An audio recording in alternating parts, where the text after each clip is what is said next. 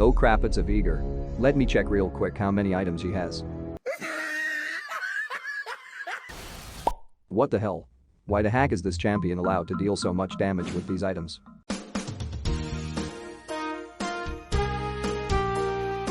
Hello. Do you like playing support but just suck at hitting hooks or CC spells? Or you like to play OP champions that can poke, but your positioning sucks and you aren't able to hit the enemy with your spells?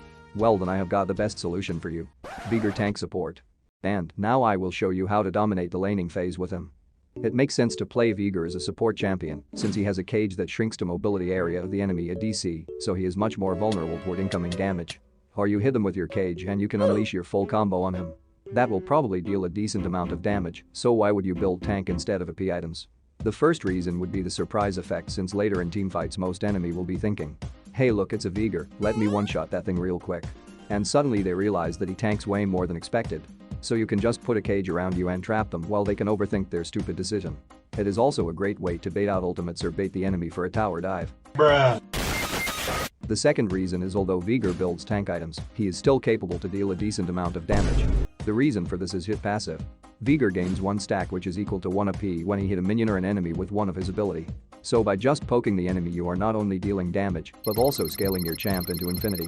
Even now when you suck at hitting skill shots, since the Q only can get through 1 minion and the W spell needs about 1.2 seconds until it deal damage.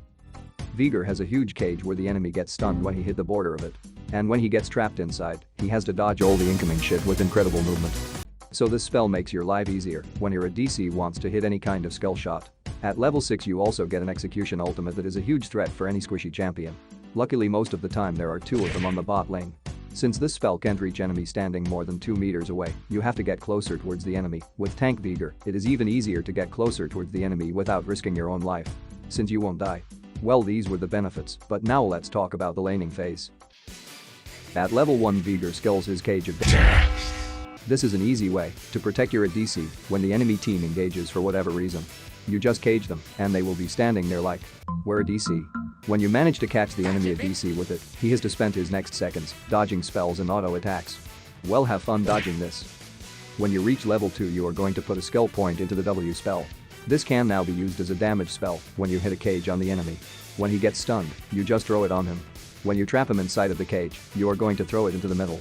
So he has to walk between the outer circle of the cage and the thunder falling from the sky. Have fun with that.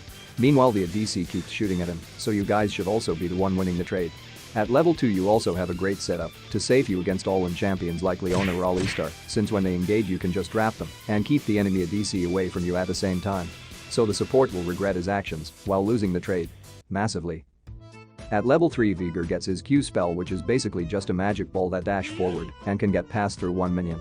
It's another spell to farm another passive stack that will make a fine addition to your collection. It's another spell that the caged one has to dodge. They definitely don't.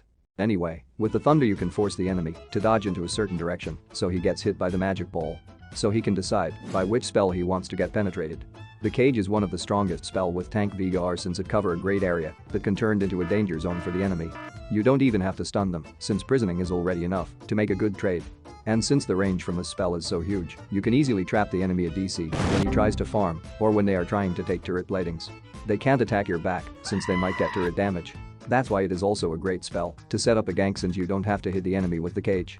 It is enough when you trap them because of the fact that the cage lasts about 3 seconds, which gives the jungler enough time to gank. Even when your ADC get caught unintentionally, you can just put a cage around them and call it a perfect bait since the unicorn with an integrated, some kind of fast motor, will destroy them.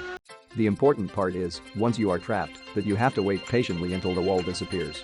Since when you want to move out too early, you end up giving my jungler even more time to catch up. And he is going to rip your skin off and use it as a weapon against you. Well, you don't deserve better when you play Twitch Yumi bot.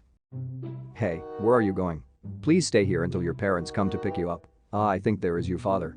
Good luck on your way home, guys. Yeah, she is definitely fine. Last but not least, Veigar unlocks his ultimate at level 6 calling not dodgeball. Get it because it's a ball you can't dodge. Forget it. It basically deals more damage based on the target missing health. So it should be used as an execution spell when the enemy is about to get away with 10 HP, or just do typical support things like stealing kills from your ADC. But sometimes you need to get rid of an enemy as quick as possible, so just throw it whenever you see an opportunity, since late game it is on cooldown for about 40 seconds. So this Blitzkrieg thinks that we can't see him, hiding there waiting to grab our juicy ass. I gave him something else to catch. One of the best duo partner to team up with as an ADC is probably Tristana.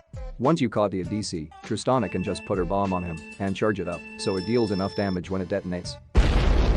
It doesn't even matter when the Timecodes my ADC, since I will just focus the Ziggs and he probably regret it, not standing right next to his turret. Okay, maybe he is not even safe there. Bruh. Great start, guys. I hope you won't regret it in a few minutes. Yeah, he is definitely regretting it. Not only did the tiger turn into a house cat with his insane lack of damage, but he also lost some brain cells while I got eye cancer watching that play. It's incredible, he is just evolving backwards. Sometimes the enemy thinks he can do some kind of illegal play, since due to the fact that I'm playing tank Veigar and not capable to deal any kind of damage. Well, they were wrong. After the laning phase you need to play around your E-spell and look out for picks you can make. In the best case you manage to hit the cage on several enemies, since it lasts for 3 seconds, so you and your teammates have enough time to deal some damage. Also a great tool to prevent enemies from escaping. During a teamfight you want to make sure to stand in a position where the enemy can easily engage you, since they will be thinking that they can one-shot you alongside. When they engage you, just put a cage around them and walk away, since you are not a Cho'Gath that can tank away 5 enemy ultimates, but it is enough to bait them into this trap. Once they are trapped, they can't dodge any kind of abilities. It is also a great tool to zone out the enemy out of specific areas or prevent them from engaging. So you can safe you a DC when they get in an uncomfortable position, and Iron Locket gives some additional safety for all allies standing nearby. Since your stun is the main spell, you have to play around it. The biggest fear is to meet an enemy champion that can just walk through it and run you down while tanking all of the incoming damage. But there is even something worse called Morgana that can give her black shield to anyone she wants. Even the Fed 15-2 Darius that walked through your cage right into your team. Slam dunk! So make sure to ban her. And in this video I'm going to show you one of the fastest and easiest way to win a game.